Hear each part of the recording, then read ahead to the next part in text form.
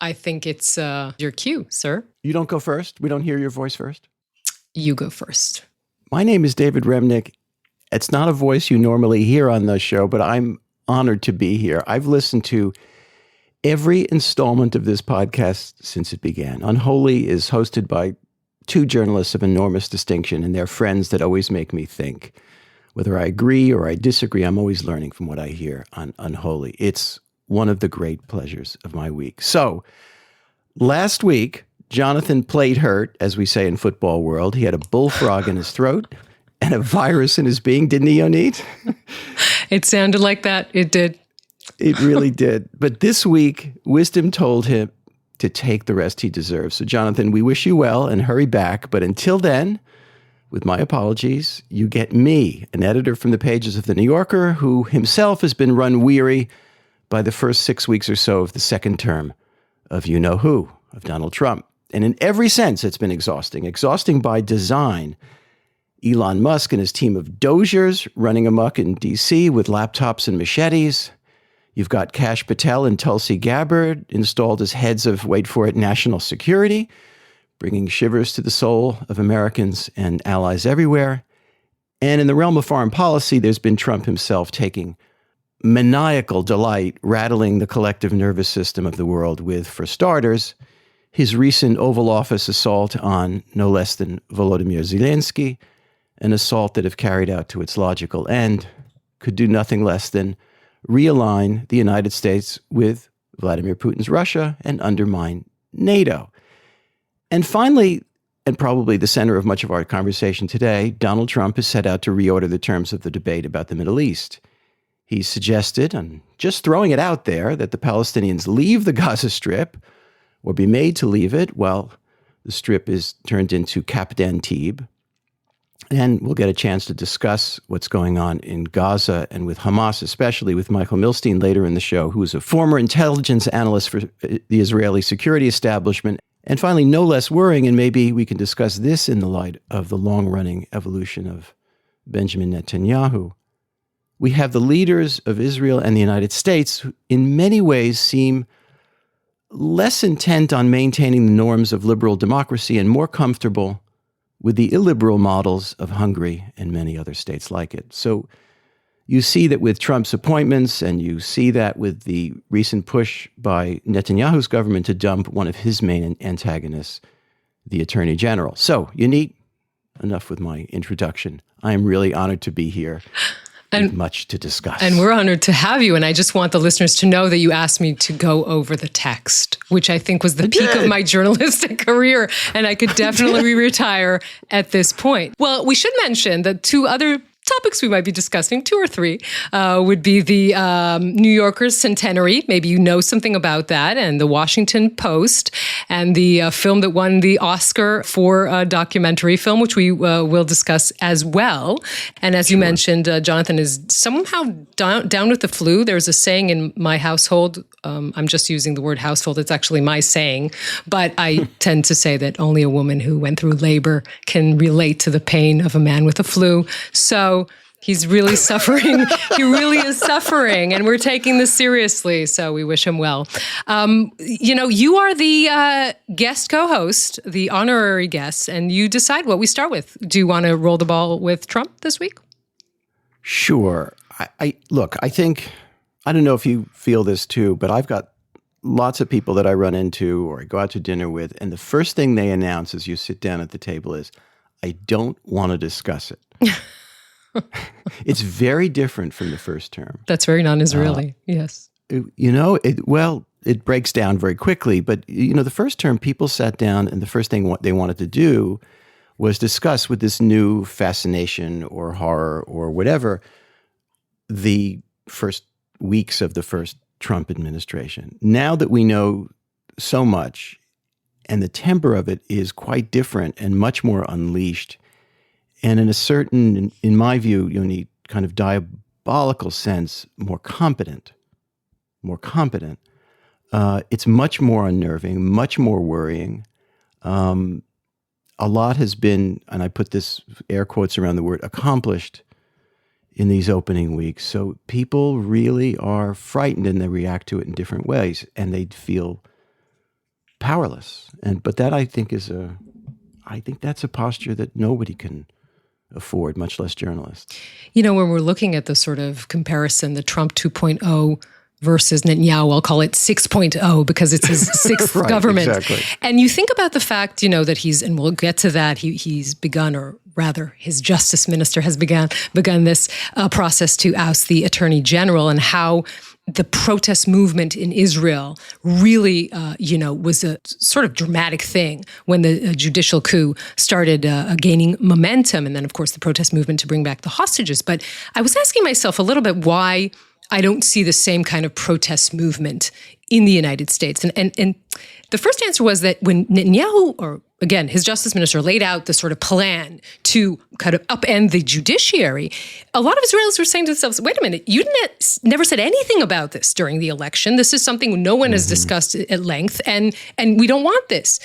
But Trump said specifically what he was going to do. He detailed it very, meticulously. 100%. And they, people voted for him. So what is the protest now? Are you protesting the fact that he's doing what he promised? I mean, is that part of the reason why we're not seeing, people in the streets protesting this?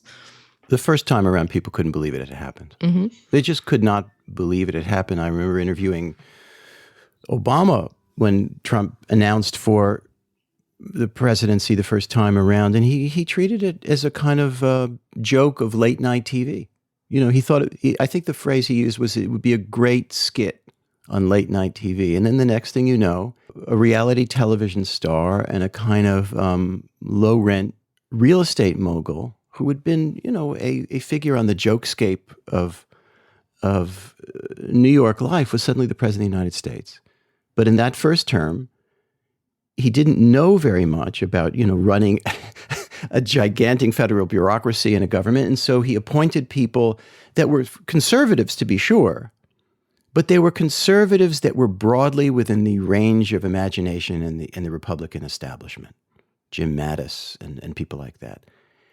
And, slowly he went through them, and he got rid of them, and he got increasingly educated in the way of the federal bureaucracy and began to realize what he wanted.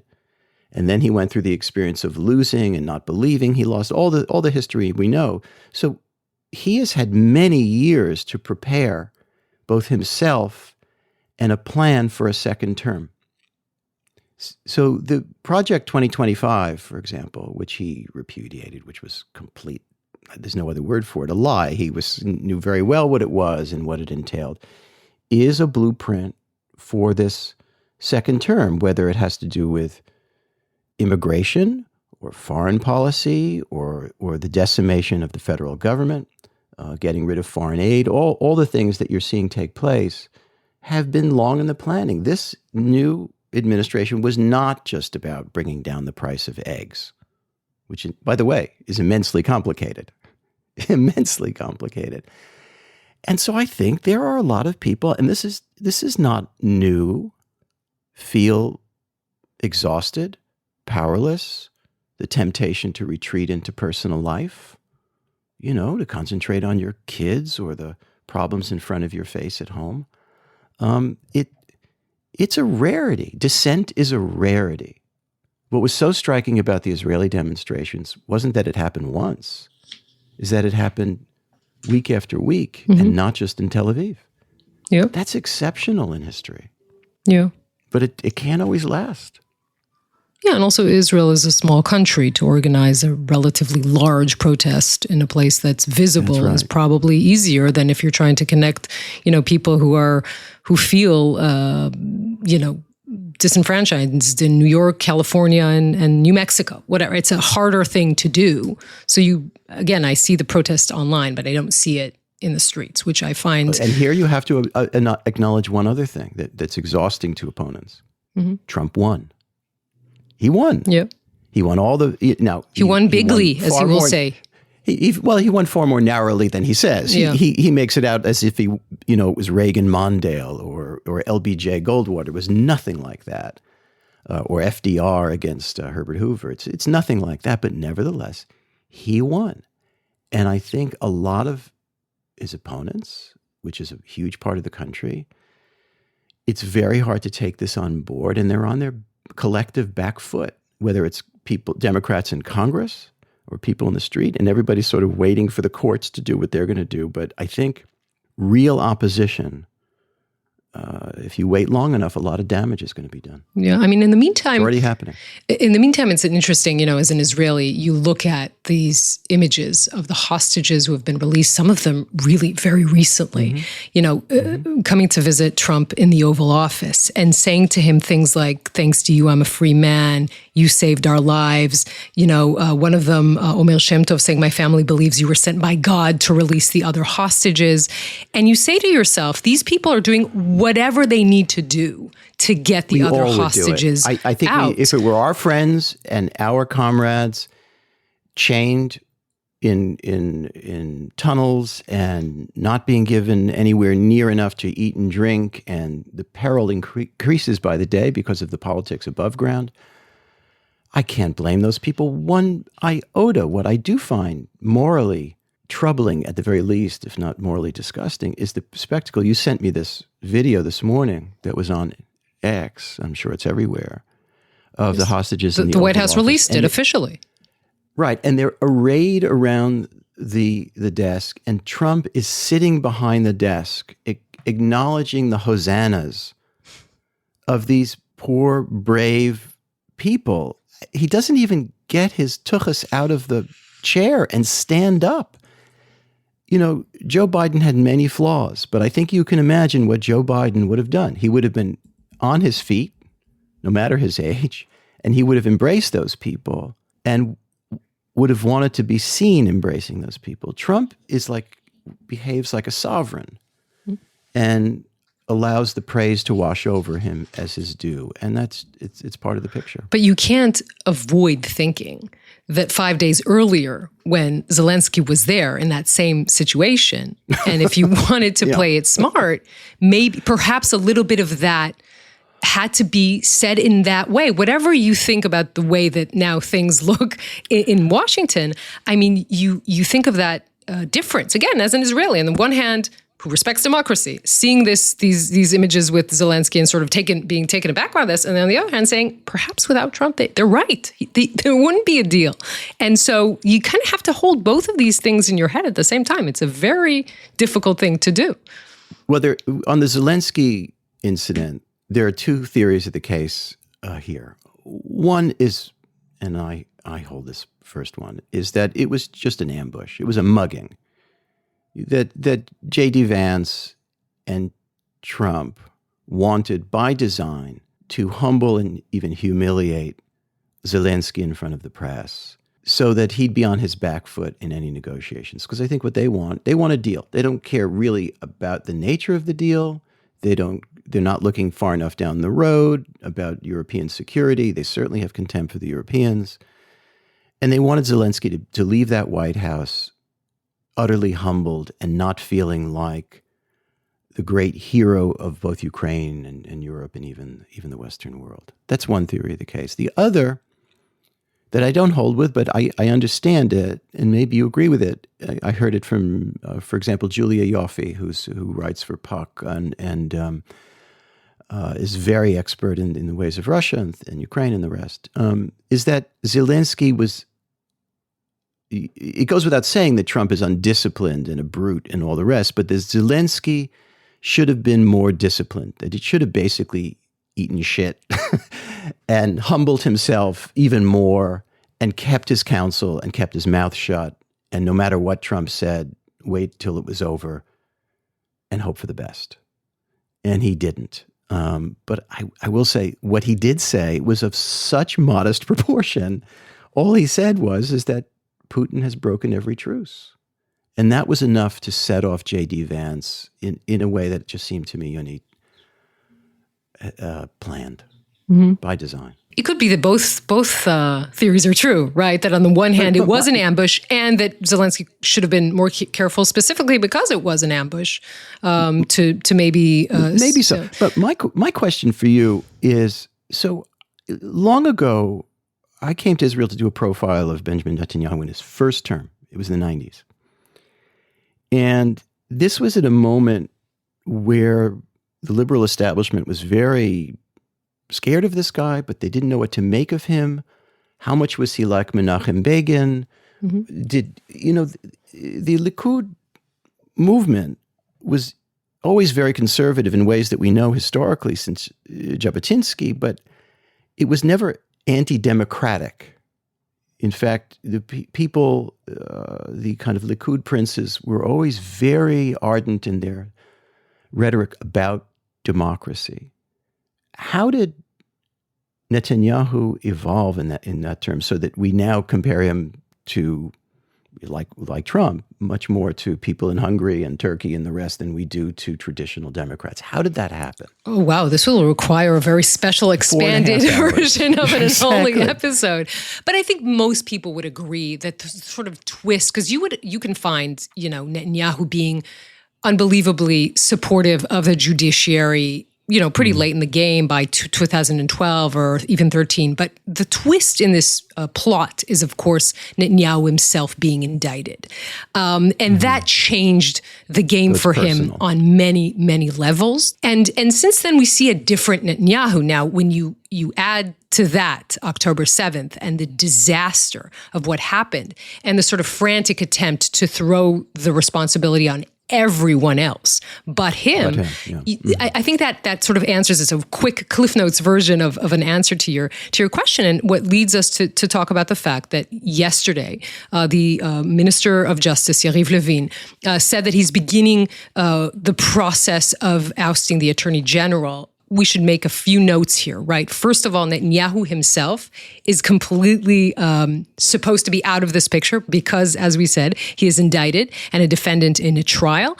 Anyone who believes that there is no effect that Netanyahu has here in this story, I have a Nigerian prince online who wants to sell them something and say that his account has been frozen. I mean, that's obvious.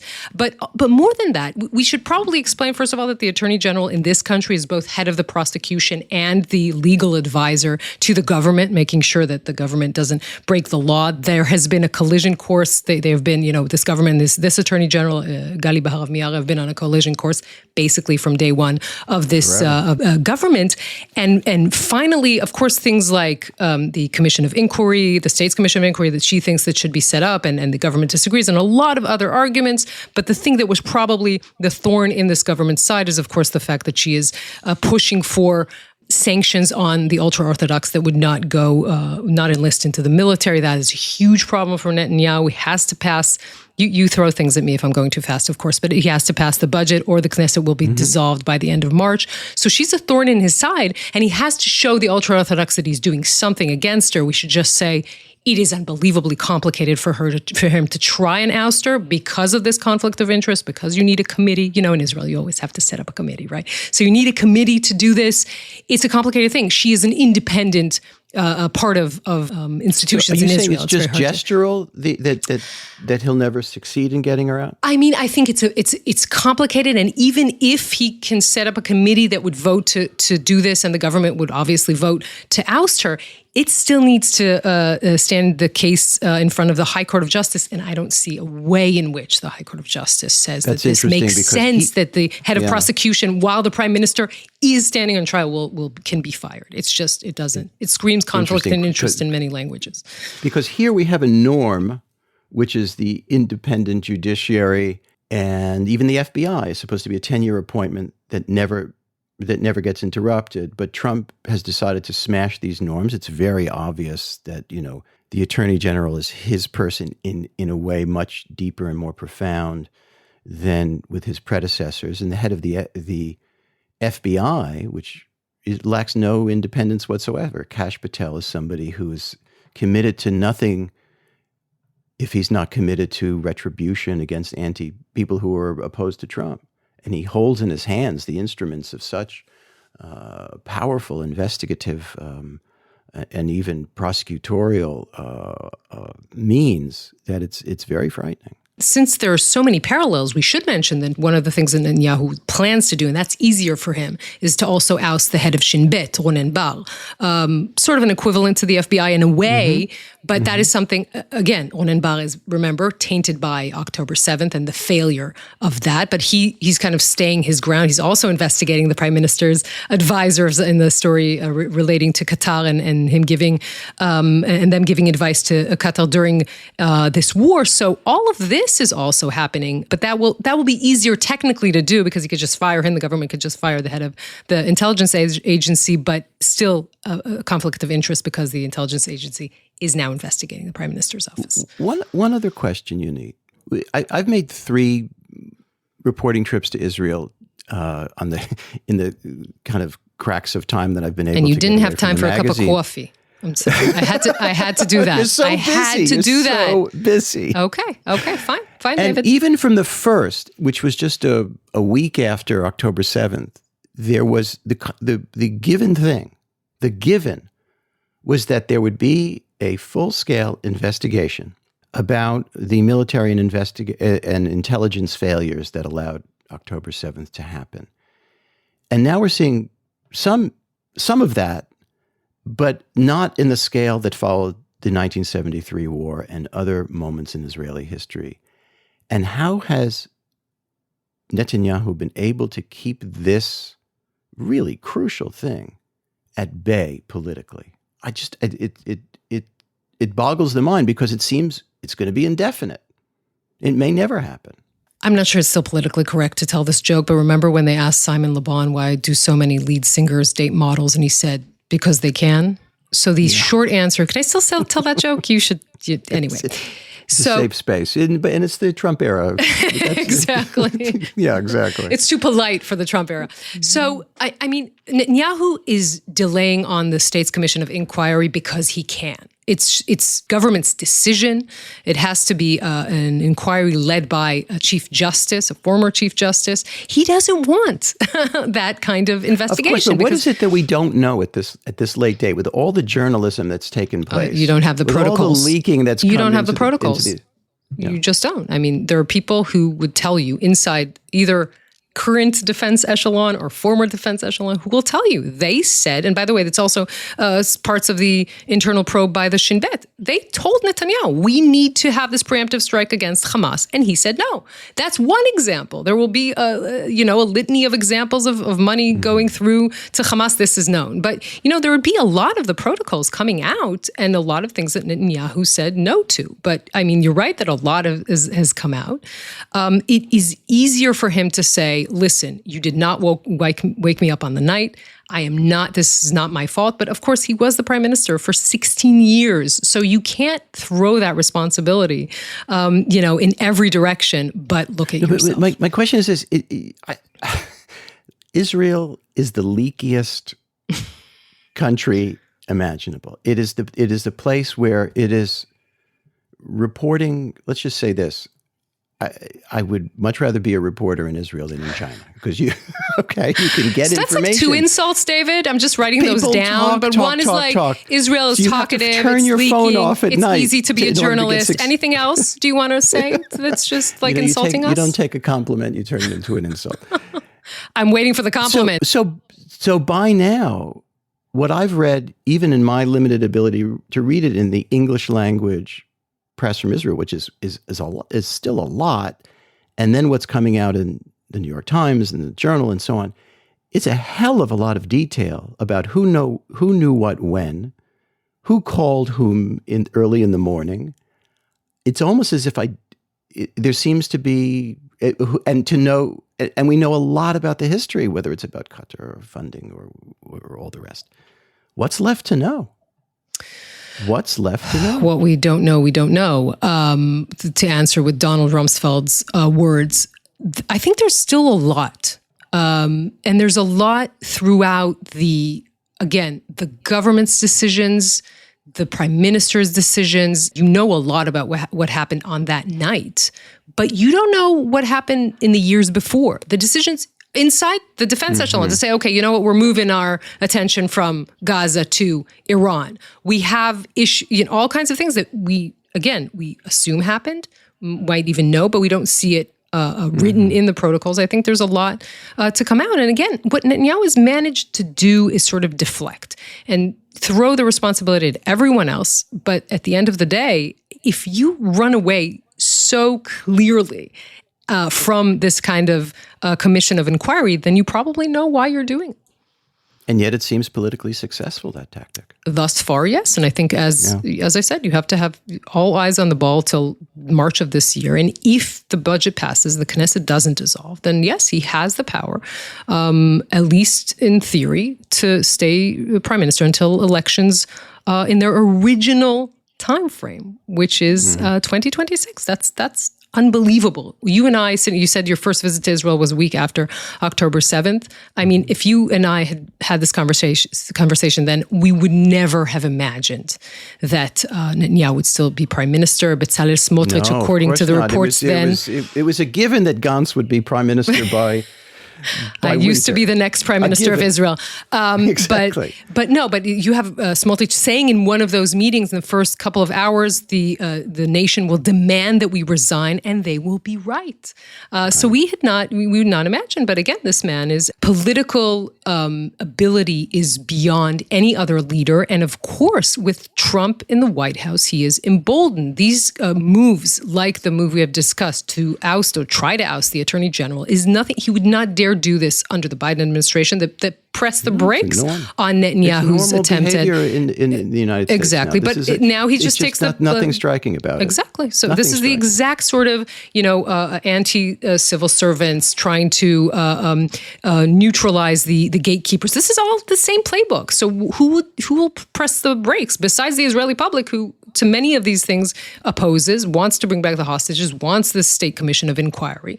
That's where we are right now. Do you feel the pressure on the press as well? I mean, I grew up at the Washington Post. I spent 10 years there. Let's talk about the Washington Post. And I am watching the decimation. These institutions do not come along easily. They don't develop easily. They're rare. And I don't mean just in the press. I mean just in the sphere of democracy. To have a long-standing institution, no matter how flawed, on a given day.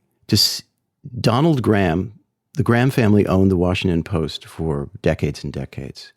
And it started out as a not very good newspaper, and it became, at the very least, the number 2 newspaper in the country. It was the newspaper of Watergate, the Pentagon Papers, and so much else.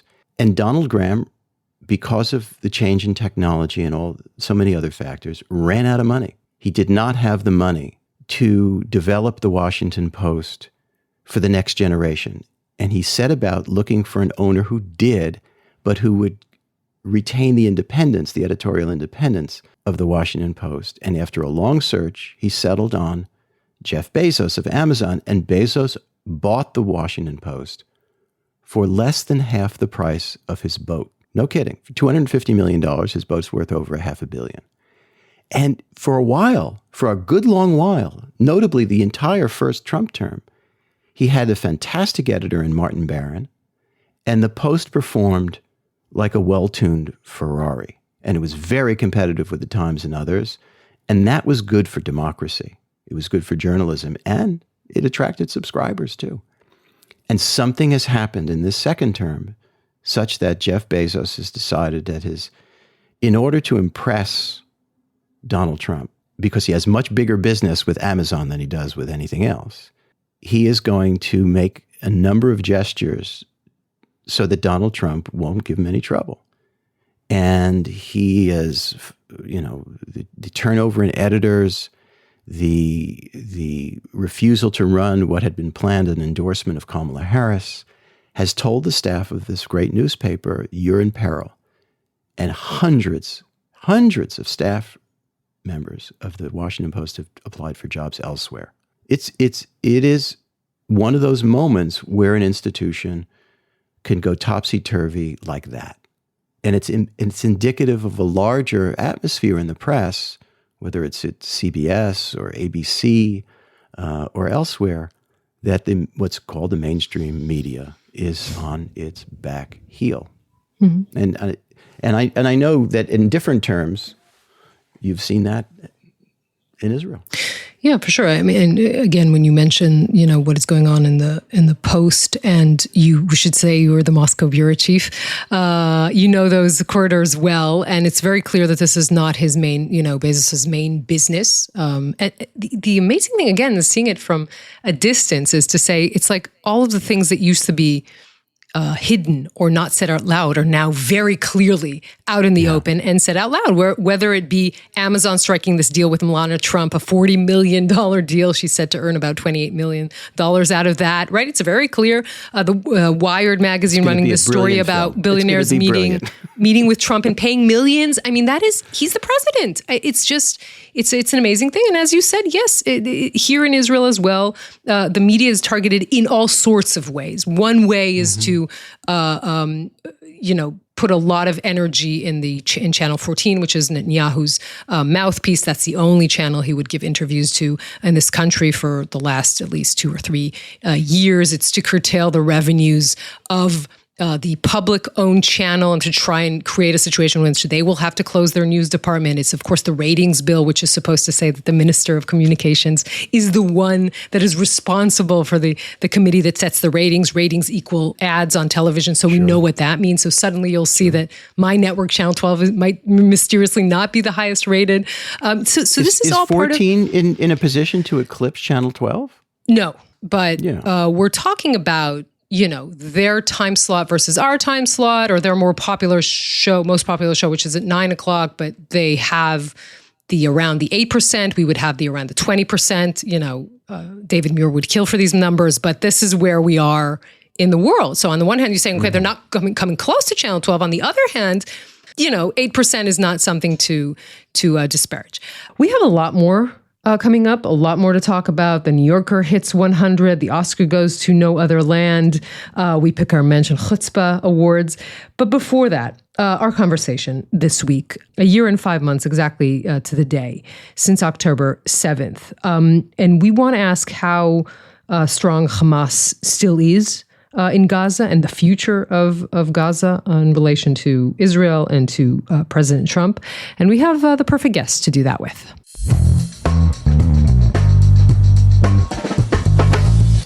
Dr. Michael Milshtein is one of Israel's top experts on Hamas and the Palestinian arena. He's the head of the Palestinian Studies Forum at the Menches Center in Tel Aviv University. In the past, he held the Palestinian portfolio in the military intelligence unit of the IDF, and he's just one of the smartest people on Hamas. We love having him on. Unholy, Michael, thank you for coming back. Thank you, Yonit. Thank you, David. We have to start with President Trump, which on the one hand, again, I'm trying to find the method here. On the one hand is, handing down an ultimatum to Hamas saying, release all hostages now or it's over for you.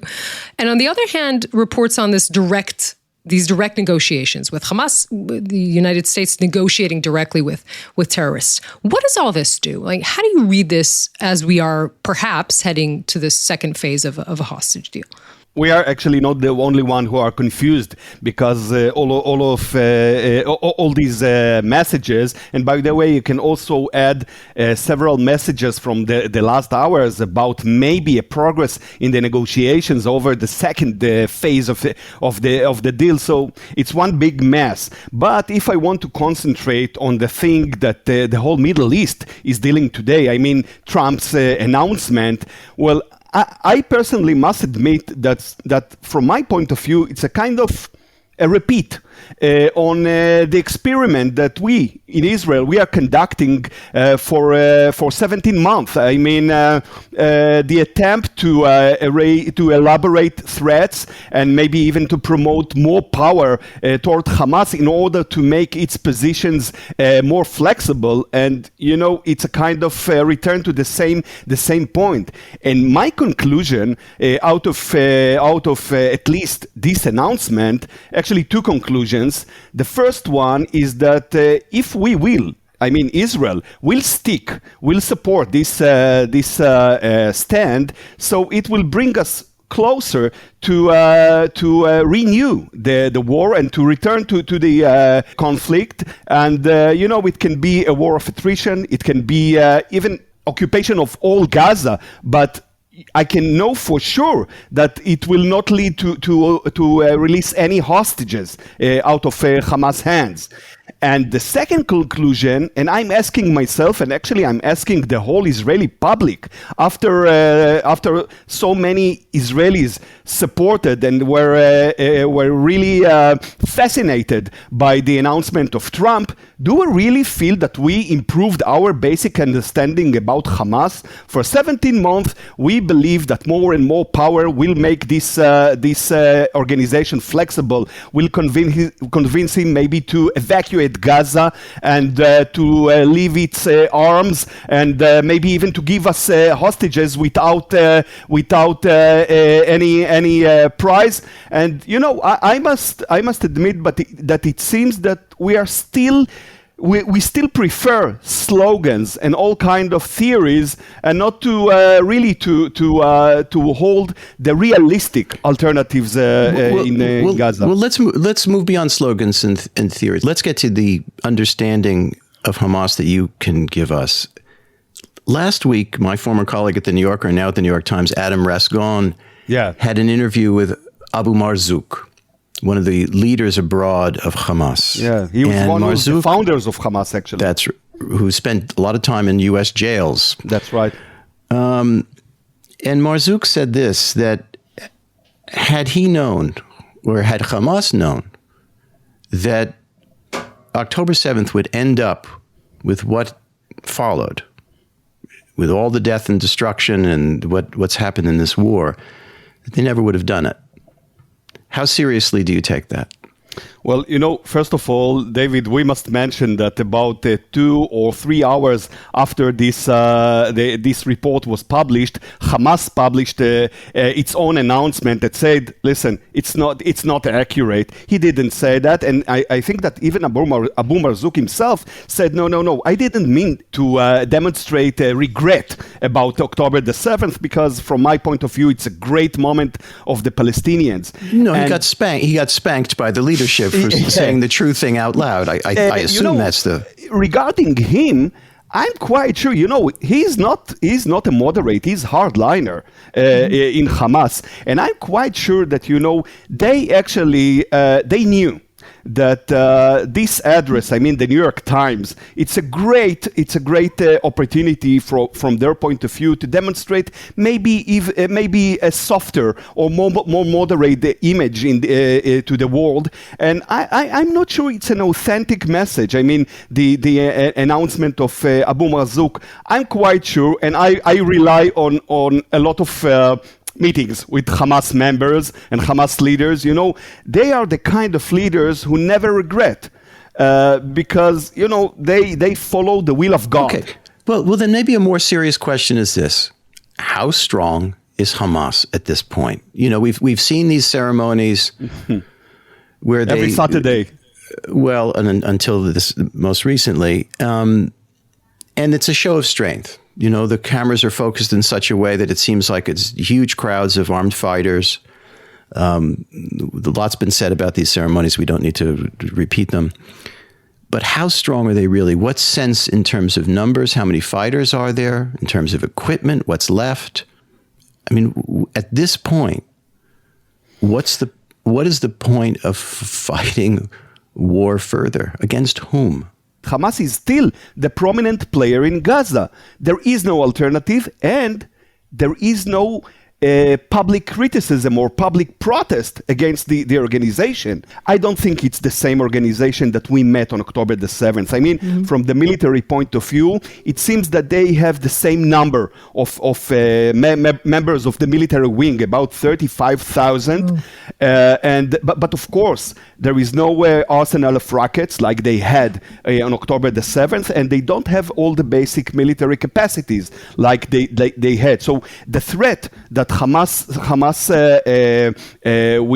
will promote or promotes against toward Israel right now, it's not the same. But if IDF will decide once again to promote a ground maneuver inside Gaza, even in the northern parts of Gaza, which were the main front for us, I'm quite sure that we will find that maybe it's not the same power, but Hamas will still promote a very tough warfare against Israel in every point.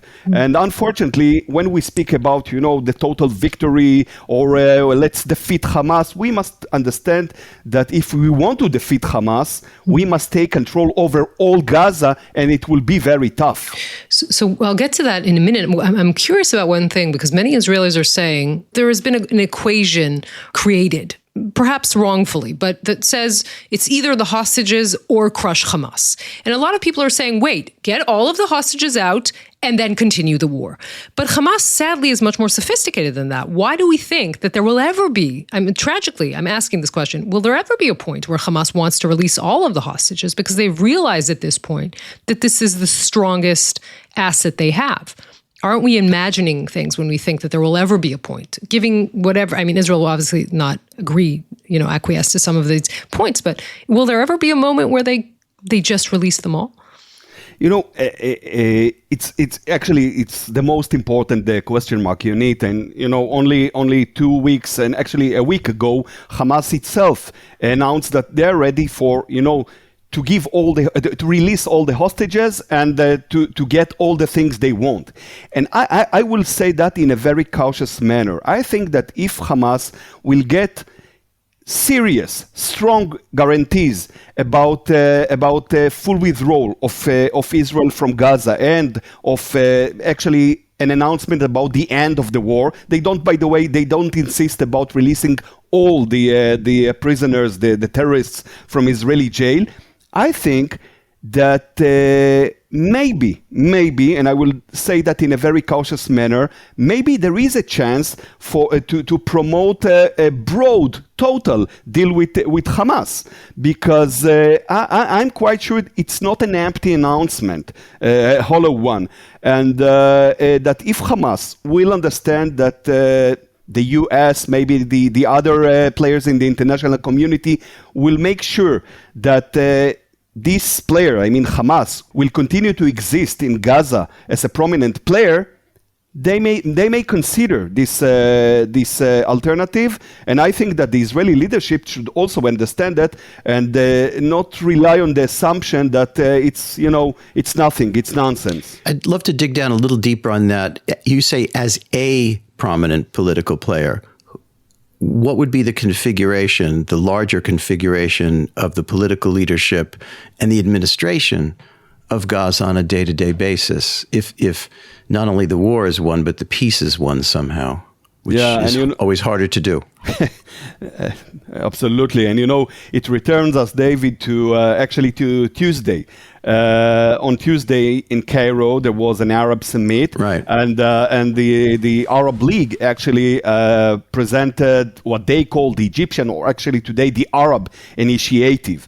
And by the way, Hamas immediately accepted and said, "Yeah, we agree to adopt this idea." And this idea means, let's reshape the political arena in Gaza. It means that Gaza will be ruled by what they call administrative council or administrative committee, which will contain PA and Fatah and independent members, but Hamas will not be a part of this council.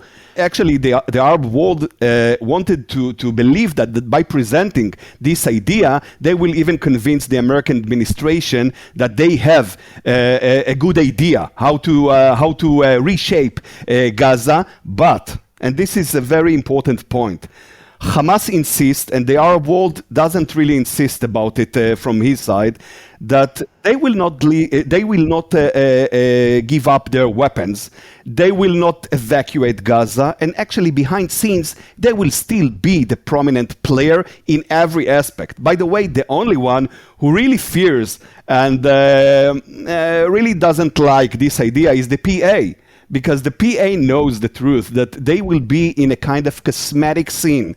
Formally they will be the new regime in Gaza, but actually in the daily life, Hamas and Israel would accept that. I'm quite sure that no. No way. But not if it's worded that way. Netanyahu can't go to that kind of... It's impossible. I agree with Yonit. And but the main dilemma will be what will happen if, for example, not only the whole Arab world will say yes, and the Arab world said yes to this initiative, but also several European states, and even we live in a kind of a roller coaster. So maybe even the American administration will say, listen, it's a very interesting idea. Although 2 days ago Trump said it's not a good idea. But maybe if the Arabs will change several parts and will fix this initiative, maybe the American administration will say, listen, this is a good idea, and maybe in a kind of evolution, we can make Hamas more contained, and maybe they will, not now, but within a few years, they will leave the military ideas. So then Israel will find itself actually isolated in its resistance to this idea. What the Israeli ideal should be. You talk a lot, and you mention this a lot. You say what would make sense is a long-term Israeli occupation of Gaza. That's right. Kind of go into that a little. What would be, if Israel could now be the architect of this solution, what do you think that it should demand? First of all, I think Yonit, and we both know that it's very important since October the 7th to put aside all the fantasies and the slogans, and they actually fool our discourse today, the Israeli discourse. I mean, let's bring the UAE and the Saudis, and they will do the dirty job for us in Gaza. Let's bring back the PA to Gaza, and the PA barely controls the West Bank today. And maybe we will create a chieftaincy of clans in Gaza. I think that right now, all the options, all the alternatives are bad, and we should choose the least worst alternative out of them. There is the thing that will be actually a result of Trump's announcement, and I mean return to war. And there are two options. One is to return to the same war of attrition that took place 45 days ago. I mean, ongoing war without any concrete end. And, under the broad slogan of, we are getting closer to defeat Hamas. And maybe, by the way, it will bring us to occupy all Gaza. But I'm not sure that right now Israel has the basic capacity, legitimacy, and internal consensus about it. And the least worst scenario is actually an alternative idea. It can be the Arab initiative. It can be phase 2 of the deal. I mean, to accept the very painful fact that Hamas will exist in Gaza, maybe will even be dominant in Gaza and commit Israel will commit broad withdrawal from Gaza. And once again, I don't think it's an ideal. Actually, there is no ideal solution, but only after releasing all the hostages and only after this phase, we can start speaking about the long-term plan. Actually, it's a historic plan about how to occupy Gaza, because we cannot coexist with Hamas. It's obvious that, it's like living with the same monster or the same tiger in the same room. We must plan a very detailed, very long-term plan about how to occupy Gaza, stay in Gaza, not to get into places and then to get out of them. And I will be very cautious to assist the Palestinians to create alternative. It won't be easy. It won't be a very quick move. But unfortunately, this is the least worst alternative out of all the other fantasies. David's thinking, so I'm going to stick in another question. But I was. I really hope that I didn't make I'm just too much thinking pessimistic. how miserable. I'm just thinking how miserable all the alternatives are. If I'm being honest, Yeah, but you don't mean resettle Gaza. You mean occupy it to eventually, in a way, transfer it to an authority that could actually deal with what is going on there. But that's what, years? There's no end to the problems that go with that. When to Palestinian ears, the words eventually. Yeah, obviously, it's not an means easy. since forever and without end. Yeah. I agree, and of course, Yonit, I reject, I oppose the idea of re-establishment of settlements in Gaza. This is not the solution for the historic problem with between the two communities. Yeah, well, it's clear that there isn't a bandwidth. I don't know if it's clear. It's a question whether there's a bandwidth inside Israel and there's a bandwidth around the world. Perhaps the Trump administration would allow Israel to do this because there's no red line from that administration. There's something I want to ask you, which there's been this argument in the studio. You weren't there. Usually when you're there, I throw the ball to you and then I know the answer. But there was this argument whether Hamas, they were always the bad guys, and anyone who lived in Israel in the 90s remembers the buses blowing up and all of that. But it does look, after October 7th, and what we've been seeing since, the sort of sadism, the torture of civilian hostages, it does seem like they have been radicalized. That it wasn't like one of the interviewees in my studio, who's head of senior official in the Shin Bet in the past, John Ben Hanan, told the story of how someone, committed murder, a Palestinian terrorist committed murder, wanted to be accepted into Hamas, all this inside an Israeli prison. Hamas said, this was 2011, no, you also committed rape. This is beyond what we would accept. Obviously, that has changed. So has it really been radicalized? Well, I'm not sure, Yonit, because, I met Hamas members and leaders 20 years ago.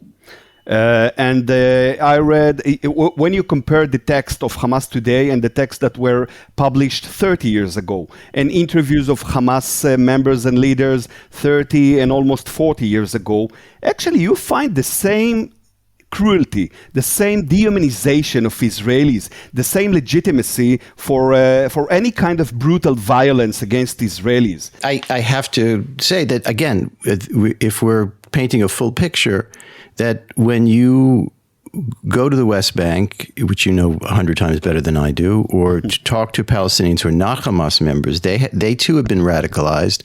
Sure. Because they've seen over 40,000 people died in equally intimate geography. People one knows have lost, not one family member, but 10, 15, 20. You meet people who before were, by the standards of the West Bank, moderates who become radicalized and began to look at Sinwar as somebody to admire, which is horrific but true. And so the radicalization and the sense of, again, for Palestinians, they look at treatment in Israeli jails, and we know these incidents, and they look at what's happened to Israeli public opinion and how far right it's gone and the numbers there, and they see no out, and it radicalizes them. And these are not people with green headbands and machine guns in their hands. Yeah, well, David, I agree with you that there was a kind of an attitude of radicalization. But, we must also remember that the radicalization is not only a result of the war. I mean, not only after 40 or 50,000 Palestinians were killed, many people in the West Bank, or of course in Gaza, were convinced that, we are totally hostile toward the Israelis. They are the Zionist enemy. Actually, you could find the same attitudes 17 months ago and even before. I think that today we, the Israelis, we understand, or several lessons from October the 7th, is that, the basic hostility or the basic problems between the two communities, the Palestinian and the Israelis, I cannot be convinced that this is the occupation or this is maybe the economic gaps between the two peoples. There is something deeper. When you today, and actually not today, a decade and 2 decades ago, would check the textbooks in Palestinian schools. By the way, not only in Gaza, where you could find and you can still find brainwashing, total one of Hamas, but also in the West Bank. You do understand that the problems or the roots of the problems are deeper. You speak about hostility, rely on the ethnic or religious or cultural hateness. And I think that, we speak a lot today about de-radicalization of the Palestinians. By the way, I think that this is one of the fantasies. This is one of the slogans. You cannot force de-radicalization on another community. But I'm quite sure that if there will be a change, it will not be only because, there will be better economic conditions or anything else, but because of the fact that there will be a kind of Martin Luther King of the Palestinians who will say, listen, we must start promoting soul searching, and we must stop considering ourselves as angels and the others, the Israelis, as demons. And, by the way, Yonit, returning to the question about what happened to Hamas, I must say that when I'm trying to analyze actually if there is a difference, so yes, there is a difference, and the difference is the means and the plan of Hamas. Actually, as every ideological radical organization who takes control over the regime, it doesn't mean that this organization should be more moderate. By the way, this is the failure of the Israeli way of thinking about Hamas pre-October the 7th. They got much more resources and much more capabilities to promote their radical vision. Yeah, I'm gonna cling on to the brave leaders idea for some optimism. And as always, I thank you so much, Michael, for talking to us. I always say it was a great conversation, but the content needs to improve. We need to talk about happier things. Also about optimistic points. So although most of the picture it's a kind of pessimistic one, I think that there are several unique, very brave voices among the Palestinians. For example, Samer Sinjelawi, a Fatah member affiliated with Muhammad Dahlan's camp, who last week visited Yarden Bibas. He also, it was not only a visit, he said to him that he is ashamed of the tragedy that took place, and that he asked for his forgiveness in the name of the Palestinian people. And, I told him personally that, first of all, I'm proud to be his friend, and that he is one of the most bravest people I ever met. And I really hope that voices like Summers will be sounding more in a higher manner, and that they will be actually the bridge for dialogue, a very frank one between the two peoples. Yeah, meeting with and apologizing to Yarden Bibas, father of Ariel and Kfir Bibas, and husband to Shiri, all of them murdered. So you gave us something. You gave us some hope right at the end. Yeah. we must keep our optimism. What can we have nothing left besides optimism and a sense of humor. Right. That's what we have. That's what we go with.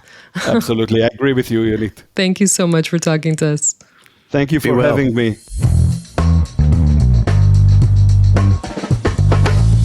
I just feel filled with cheer and optimism after talking to Michael. Look, does Unholy usually leave you with optimism and cheer? All right, I'm going to reveal my secret. I listen to Unholy as I go to bed late Thursday night, and I pray for the mensch part of things to end it. Otherwise, I'm going to fall asleep with nightmares. I think that might be the case tonight. We can reveal that you're the reason why we drop it earlier on a Thursday, because you complain that it's too late on Thursdays. Exactly. And so we had to drop it earlier. It. Yes, exactly. It's your fault if anyone has to to put the blame on someone. It's David's fault. Want to say something about this conversation besides the fact that it didn't leave you with much cheer? I think to me, just to hear him talk about the fact that there are 35,000 Hamas operatives, terrorists in the Gaza Strip. There's an army still there. I mean, it's pretty shocking for an Israeli to listen to. He said they don't have the same infrastructure, they don't have the same leadership, they can't pull off another October 7th now. But just to think of the fact of how many, you talked about this yourself, just the people who have been radicalized even more because of the situations of this war, because of so many dead in Gaza. It's not as we said, a cheery conversation. I know that what he talks about when he says the occupation of Gaza gives many a chill, running down their spine. But he does make the point of saying, it's not settlements. I'm not talking about that. I'm talking about some sort of presence, Israeli military presence. Yes, but we know the course of history. We've seen what happens. And it's a slippery slope, and there are examples all around. The other night, I always find the Oscars long and tedious, and I usually fall asleep halfway through them. But I should tell you, by the way, The New Yorker won an Oscar. It's not just that we're celebrating 100th anniversary. Which we should talk about. Yes. For a very short film. But the film that whose title seems resonant to this conversation is No Other Land. And it's a painful thing for anyone, Israelis or anything, to watch this film because it centers on issues of occupation and destruction of villages in the West Bank, near Hebron. But on the other hand, there is some, I don't know about optimism, but hope inscribed in the making of this film, because it's built around the friendship between an Israeli and a Palestinian, young men in their, I presume they're in their 20s.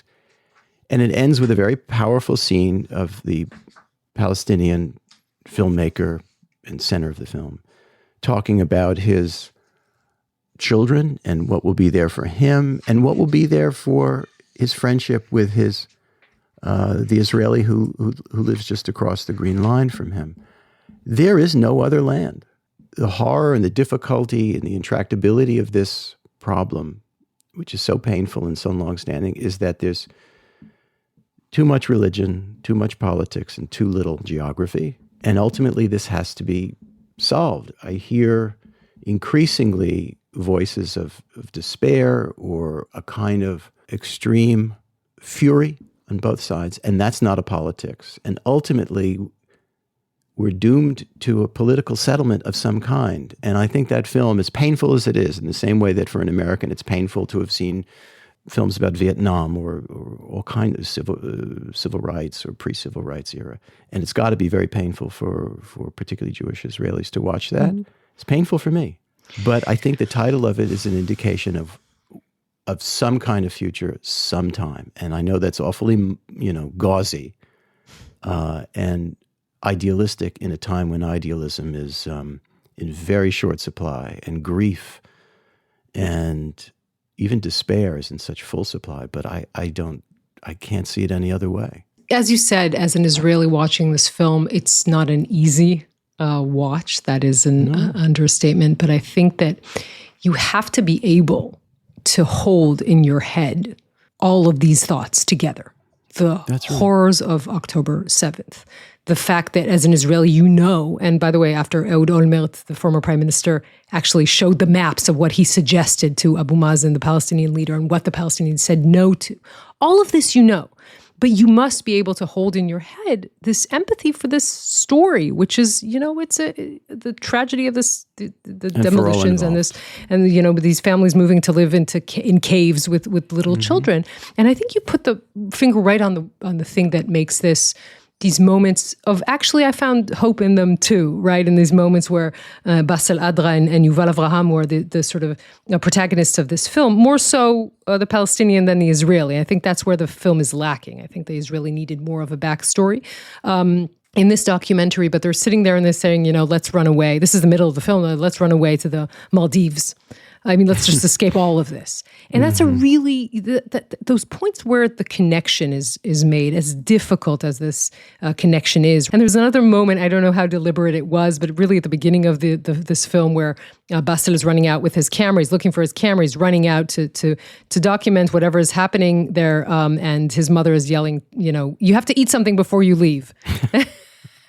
That was just a moment where you knew that Palestinian mothers, like Jewish mothers, these are not stick figures. Just the same thing. They're all going to tell their sons, go eat something before you leave. As I said, look, it's not an easy watch, and for Israelis sort of so traumatized and scarred by the past year and a half, It's difficult when there's no context.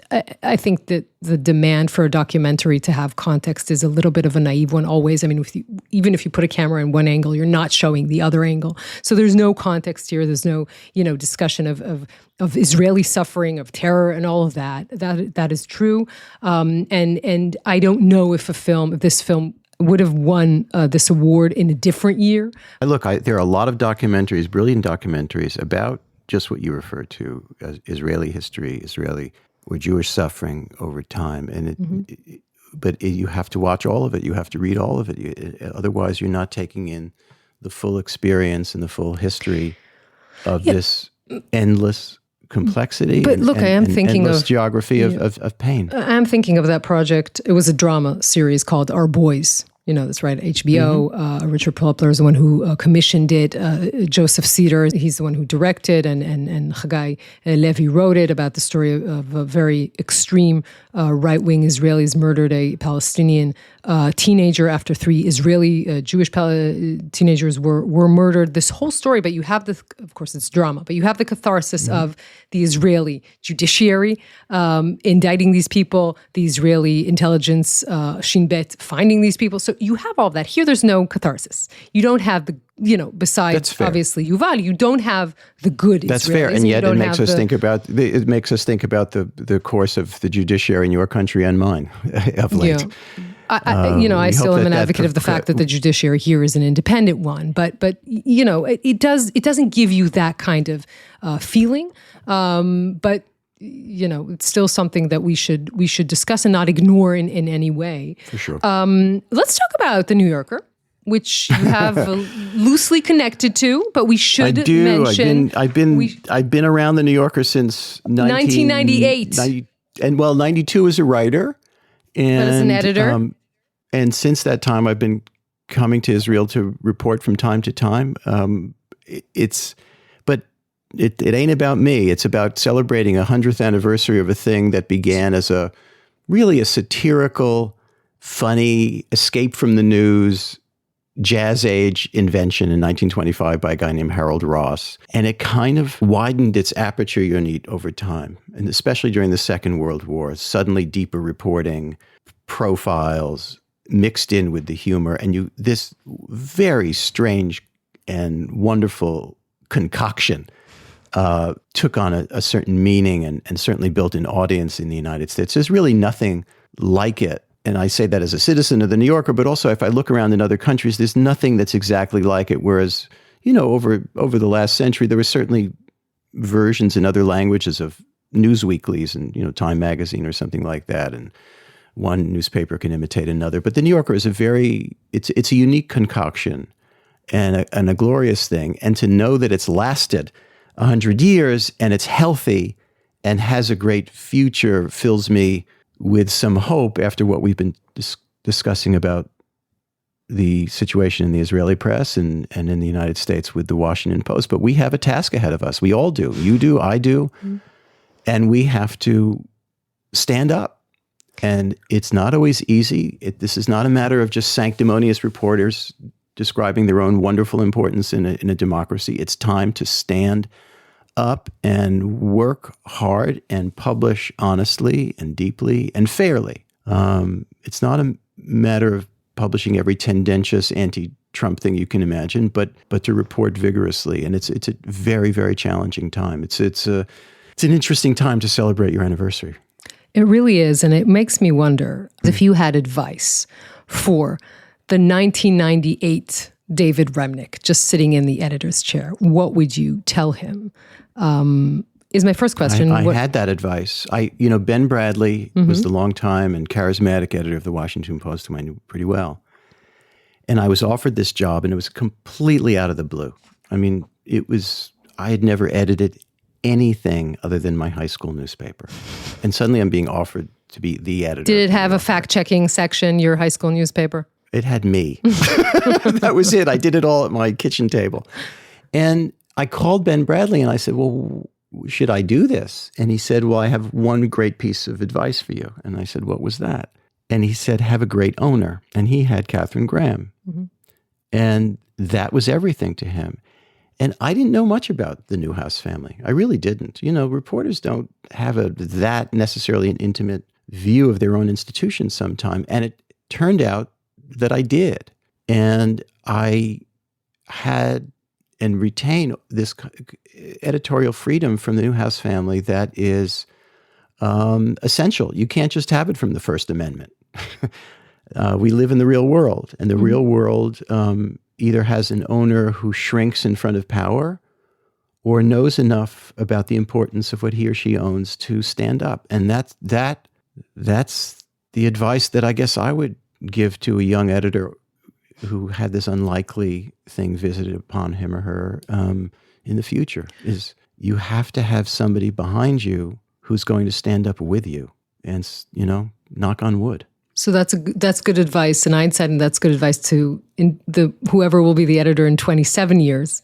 But I wonder if the New Yorker would still be the same. We'll still have the long form. We'll still have the fact checking. We'll still have the cartoons. We'll still have David Sedaris. Like in a decade or two, will that still be the case? Yes, it will be. And if not, over my dead body. I mean, really. I mean, there comes a time when you devote your life to something. Your family, obviously, and your friends and the people you love, and your country, particularly if you can find it supportable. But if you're lucky in your work, there's something worth fighting for. And I think this is absolutely one of those things.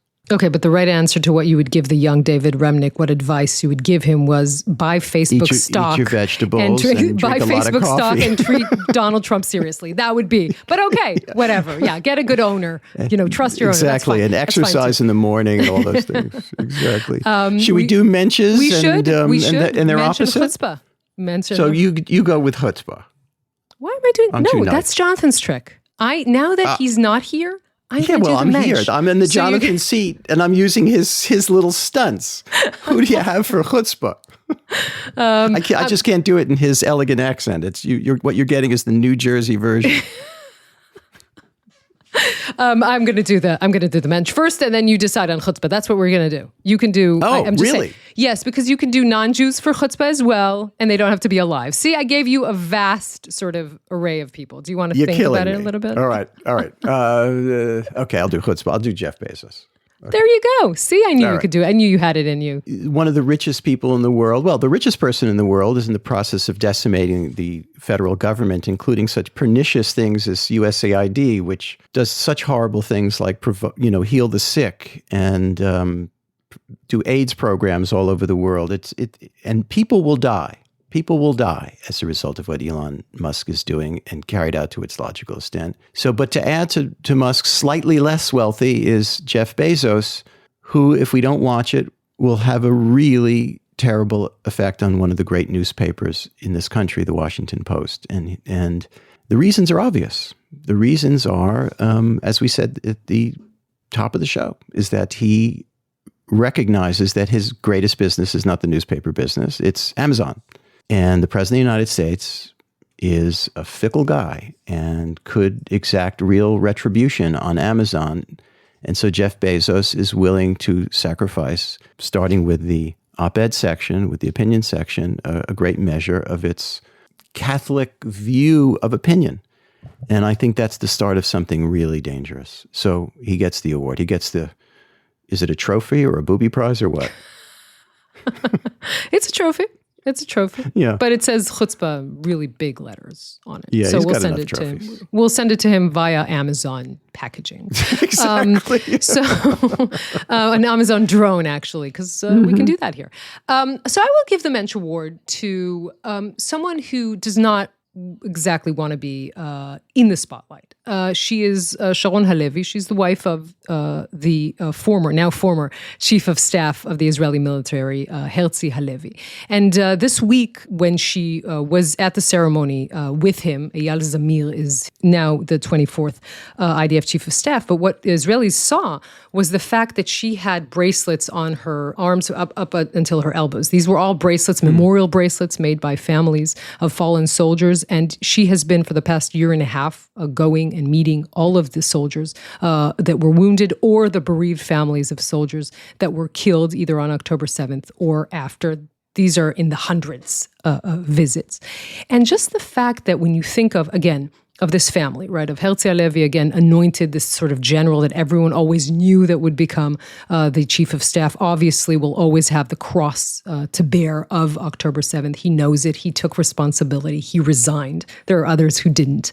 Others, yes. He officially did that this week. And the fact that, the first thing that he did with his wife was to step out of the Kiryah, the sort of offices of the chief of staff in central Tel Aviv, and go over to the hostage square, as to say, this is the most important thing. She deserves that, as just to say, anyone who has been the wife of the chief of staff, that you have to realize, obviously, for decades following a husband in a combat career and then making this into his career, and then just the way that it ended in the way that, what has been going on the past year and a half. So that is my Mensch Award of the week. And a good one. And of course, a special Mensch Award to David Remnick. You hope that? I hope Jonathan's throat heals and that he recovers and he's maybe a little tea with lemon. No, I think he should be worried that you might be taking a spot. I don't think that. You know what? I'm making my move. I'm making the big move. That is what I think should happen. I don't, that whole tea thing. Here we come in the left lane. This is my, diabolical plan. So there we go. Yeah, I think that if anything would make him feel better quick, this is what would make him feel better. I think it's going to work. Not the tea. I think it's going to work. Yonit, it's been a pleasure. It's been an honor, David. Thank you so much.